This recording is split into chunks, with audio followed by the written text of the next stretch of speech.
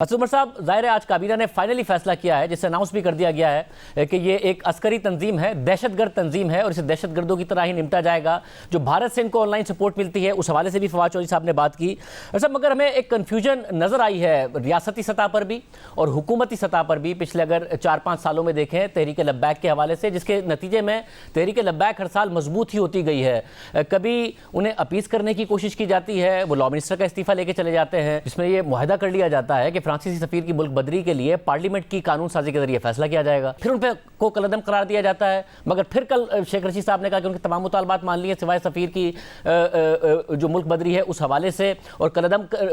ختم کرنے کے حوالے سے بھی مان لیا۔ پھر آج فیصلہ ہوا ہے کہ وہ دہشت گرد ہیں۔ یہ کوئی حتمی فیصلہ ہے آپ سمجھتے ہیں ریاستی اور حکومتی سطح پر، تاکہ کم از کم یہ ہر سال نہ سب کچھ ہو رہا ہو؟ شاہزیب، آپ درست کہہ رہے ہیں۔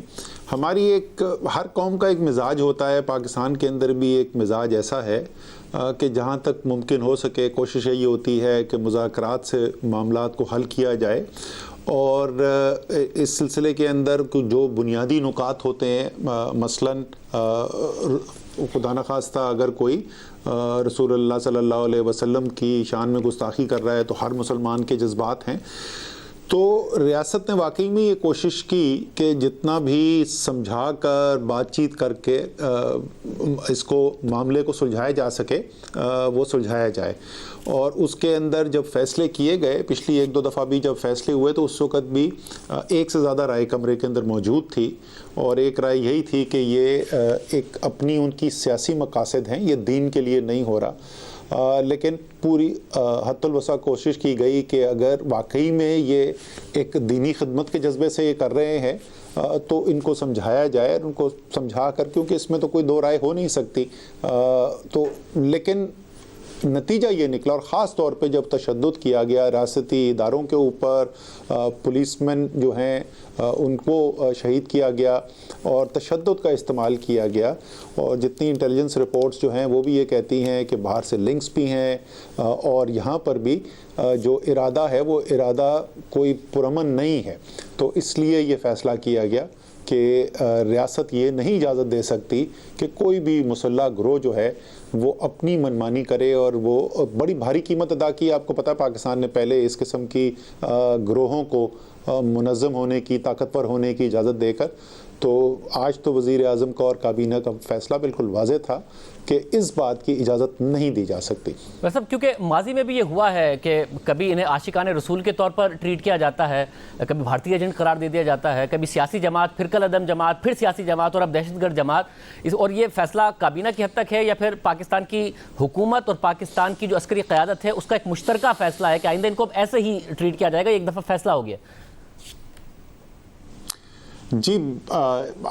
میں تو پہلے کہہ چکا ہوں کہ بالکل آپ درست کہہ رہے ہیں، اور اس کی میں نے اسپرٹ بھی بتا دی کہ کیوں وہ فلیکسیبلٹی دکھائی گئی، لیکن اس وقت جو ہے کیا یہ تمام ریاستی اداروں کا متفقہ رائے ہے اور متفقہ فیصلہ ہے؟ جی بالکل ایسا ہی ہے۔ اور اسد صاحب، میں ویسے بھی جاننا چاہوں گا کہ اب ایک کلچر شروع ہو گیا، 97% مسلمان ہیں اس ملک میں، اور سب کا بنیادی ایمان ہے ہر مسلمان کا، حضرت صلی اللہ علیہ وسلم کی جو عزت ہے اس حوالے سے، ان کی نبوت ہے اس حوالے سے، مگر ایک جتھا اپنے سیاسی فائدے کے لیے اس کو استعمال کرے، اور اس کے بعد ایسا نظر آتا ہے جیسے مختلف سیاسی جماعتیں اپیزمنٹ میں لگ جاتی ہیں، پھر پارلیمنٹ میں قراردادیں آنا شروع ہو جاتی ہیں، اور وہ قراردادوں کا مقصد اپیزمنٹ زیادہ نظر آتا ہے بجائے اس کے کہ اپنے عقائد کو بتانا ہو۔ تو یہ کلچر بھی بدلنے کی ضرورت ہے، اس میں تمام سیاسی جماعتوں کو سر جوڑ کر بیٹھنا پڑے گا کہ سیاست اس طریقے سے آگے نہیں بڑھ سکتی ہے۔ جی، یہ آپ بات بالکل درست کر رہے ہیں کہ ایک ایسا معاملہ جو ہر مسلمان کے لیے اتنی توجیہ رکھتا ہو، اتنی فوقیت رکھتا ہو، اس کے دین کا حصہ ہو،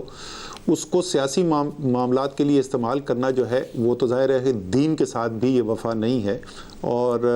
چاہے وہ پولیٹیکل پارٹی کرے یا کوئی اور کرے، اس کے اوپر کنسنسس بالکل ہونا چاہیے۔ اور میرے خیال میں اس کے اندر معاشرے کے اندر رائے ہموار کرنا میرے خیال میں شاہ زیادہ ضروری ہے، کیونکہ سیاسی پارٹیاں جو ہے نا، سیاسی جو گروپس ہیں وہ بھی عوام کی رائے دیکھ کر اپنی پوزیشنز جو ہے وہ فارم کرتے ہیں۔ ہونا تو چاہیے بالکل اصول کی بنیاد کے اوپر ہونا چاہیے، لیکن تمام چیزیں جو ہیں اور تمام سیاسی پارٹیاں تمام وقت جو ہیں وہ صرف اصول کی بنیاد کے اوپر فیصلے نہیں کرتے، اور اس کے اندر ظاہر ہے سیاسی ذمہ داریوں کی بڑی ایک ذمہ داری ہے۔ وہ قوم کی لیڈرشپ کے لیے دعوے دار ہیں، وہ اسمبلی کے اندر قانون سازی بنانے کا اختیار رکھتے ہیں حکومتی اداروں پہ، تو ان کی بالکل ذمہ داری بنتی ہے۔ ساتھ ساتھ میرے خیال میں ہمارا میڈیا جو ہے، ہمارے عالم دین جو ہیں، ہم سب کو مل کے بحیثیت معاشرہ